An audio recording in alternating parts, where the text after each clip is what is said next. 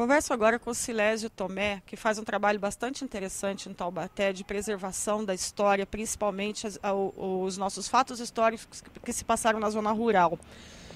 E esse fim de semana, né, vai acontecer no Sete Voltas uma feira inédita. Eu gostaria que você, Silésio, falasse para as pessoas o que vai acontecer e de que forma as pessoas podem participar. Olha, realmente é inédito, é a primeira feira cultural na zona rural que nós vamos organizar. Essa feira, além de ter toda a parte normal de uma feira, o artesanato rural, ter as comidas típicas, além de tudo isso também tem um fato histórico. Nós estamos fazendo um trabalho sobre os sertões de Taubaté, de onde a gente procura vestígio dessas pessoas antigas que lá têm, a cultura delas. Ainda podemos pressentir ainda pessoas que ainda tenham aqueles traços ainda de escravo, pessoas que tenham traços do tropeirismo, até mesmo dos bandeirantes. Então é a primeira feira que nós vamos realizar e a partir daí outros trabalhos iremos fazer. Para o pessoal em geral, para o pessoal da cidade no qual eu convido, é uma feira comum, mas onde você só vai encontrar coisas típicas rural. O pessoal que vai expor tem por obrigação morar na zona rural. Até agora já temos por volta de 40 expositores de artesanato, comida típica, todos eles moram na zona rural. Então para o povo lá que vai expor e para o turista da cidade vão ter esse lado. Mas para a gente que quer aprofundar um pouco mais essa história, servirá como uma base, como um laboratório de estudo para a gente verificar essas pessoas que ainda resta certas culturas antigas naquele povo. Então, na qual eu convido vocês para comparecer nesse domingo no bairro das Sete Voltas, é facinho, é no pátio de uma capela. E também eu faço questão de deixar bem claro que esse pessoal não paga nada para participar, ou seja, quem vai colocar a sua barraca lá de artesanato, esse pessoal não vai pagar nada para ninguém, será ele negociando diretamente com o turista. Então vai ser mais ou menos dessa forma que vai acontecer nesse domingo. Bom, nós estamos em tempos de economia criativa, se fala muito isso, né, de se agregar, né, as tradições da terra à renda familiar. É um excelente ambiente para se praticar economia criativa e para se entender o que é isso, né? Sim, sem dúvida. E vai ser uma atuação direta. A dona Maria que faz o queijo, ela vai poder ir lá vender o seu próprio queijo, aquele que faz o doce, aquelas pessoas que... Vocês vão ver lá pessoas que fazem um artesanato que você não consegue ver na cidade. Por exemplo, alguém chegar ali ao vivo, ali na hora ali, fazer um pilão com a simples ferramenta dele.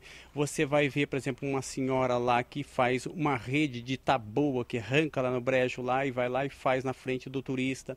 Você vai ver um cidadão que simplesmente cata uma pedra, daquela pedra ele imagina alguma coisa com aquela pedra e da pedra ele faz imagem.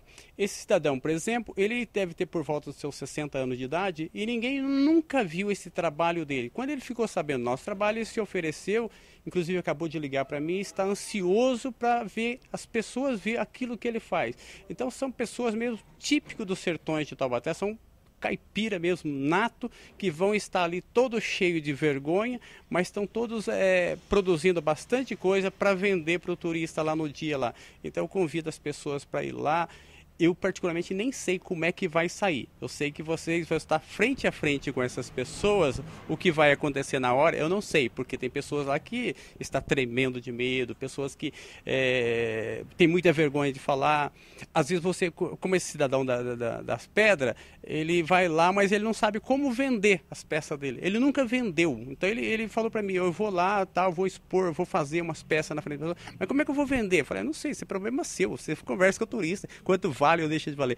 Então é uma feira da barganha, só que na zona rural, mas típica mesmo de zona rural. Não tem nada do Paraguai, é tudo dos sertões de Taubaté. Então vai ser mais ou menos dessa forma. Bom, uma coisa muito bacana é que você alia o conhecimento, a história, né? E leva grupos também com interesse em desbravar essa história que fica lá, tá perto da gente, mas está escondida, né? Silésio, você desenvolve esse trabalho há quanto tempo?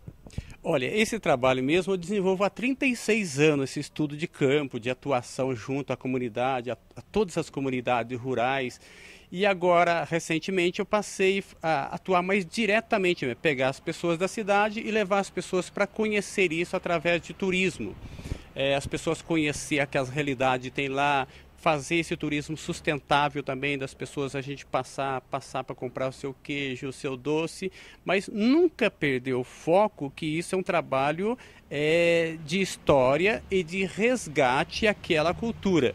A gente que passa pela cidade vê que o povo da cidade hoje está cansado com tanto barulho, com tanta turbulência, e a gente vê esse povo retornando para a zona rural. Só que esse povo às vezes retorna para a zona rural, mas às vezes até fere a cultura de lá e não leva essa cultura, um aprimoramento dessa cultura. Então tem feito exatamente esse trabalho. Já que está havendo esse retorno dessas pessoas urbanas para a zona rural, que deixe a sua contribuição na zona rural sem matar a cultura rural, sem matar a cultura do caboclo sertanejo, porque às vezes você vai para lá, acha que está fazendo bem e não está fazendo bem. Às vezes tem pessoas da cidade que têm a sua posse, vai para lá e paga um salário absurdo para certas pessoas, mas tira ele das suas origens, tira ele das suas raízes. Então tem feito esse trabalho de integração entre o que é urbano, o que é rural, mas sempre focado no lado da história do povo sertanejo. Uma outra coisa interessante também é que você está desescondendo essas pessoas, né? Como você mesmo disse, do artesão que faz imagens com pedra, ele sempre fez, ele sempre esteve ali, mas sempre foi invisível, né? Você está dando visibilidade para essas pessoas, para os seus saberes e para os seus fazeres. Sem dúvida, essas pessoas lá, e o interessante é que praticamente todos esses artesãos são analfabeto, questão escolar. Eles aprenderam aquilo, não sabem como aprenderam, diz que acredita que seja simplesmente um dom, não tiveram escola, e também é uma oportunidade para aquele pessoal da cidade, os artistas que conheça isso, também a gente lá no dia colocar em contato com eles, passar alguma técnica que possa mais aprimorar, é a cidade aprendendo com a roça e a roça aprendendo com a cidade e fazer uma só integração. E como você disse, a zona rural de Taubaté está aqui, eu não estou falando de Areia, Silveira, Queluz, nada, eu estou falando de Taubaté. Então isso tornou-se uma curiosidade dentro da cidade, porque praticamente ninguém nunca tinha falado que Taubaté tem uma área rural e tem uma riqueza imensa que agora nós estamos explorando. Então nesse dia realmente nós vamos apresentar esse povo à sociedade e com as suas obras de arte que eles não sabem nem de onde vieram. E aí que entra a parte do estudo, que a gente acredita que há uma genética dos tropeiros que passaram por lá, dos bandeirantes que passaram por lá, até do próprio Monteiro Lobato que teve fazenda naquela região, o próprio Mazzaropi também que tem propriedade naquela região lá. Então nós estamos apresentando à sociedade taubatiana esses caboclos da roça. E vai ser onde essa feira? Vai ser no pátio da Capela de Nossa Senhora do Bom Parto, no bairro das Sete Voltas. É muito simples chegar lá. Basta você que mora na cidade, passou pela Rodoviária Nova, passa por baixo do túnel, vira à esquerda, com direção à Faculdade de Agronomia, e é uma só direção, só asfalto. São 18 quilômetros da Faculdade da Rodoviária Nova até o pátio dessa capela lá no dia. E ali também, qualquer lugar que a pessoa se informar, vai chegar direitinho, né? Sem dúvida. Falou em Capela do Parto e 7 voltas, é ali mesmo, tá? São 7 voltas, mas não conta 7 voltas não, que você vai errar, porque dá mais de 70, tá? Então, estou convidando vocês todos para participar nesse dia aí e nos ajudar a participar desse estudo aí, que aconteça muito mais feira lá e que haja essa integração bacana entre roça e cidade, sem um agredir o outro. E fica aí uma ideia, como domingo é dia dos pais, né, de repente levar o pai para um almocinho na roça, para curtir, aprender e conhecer o que a gente tem aqui tão perto de riqueza nossa, né, que a gente pode chamar de nossa. Sim, sem dúvida. Você todo ano faz o seu almoço para o pai aqui, aquela coisa que o pai já sabe o que vai se acontecer. Então, nesse dia é uma oportunidade de levar o seu pai lá para a roça, lá, ter um almoço diferente, ver coisas completamente diferentes. Eu tenho certeza que ele vai gostar. Algumas pessoas perguntaram para mim, por que no dia dos pais? Primeiro que nós temos um calendário rural que nós não podemos quebrar ele. Então, no dia 17, por exemplo, tem outra festa, antes tem uma festa. E também o porquê não, nesse dia, leve seu pai para alguma coisa diferente. Talvez ele já saiba o que você vai fazer domingo para ele. Aquele almoço de sempre, com aquelas pessoas de sempre.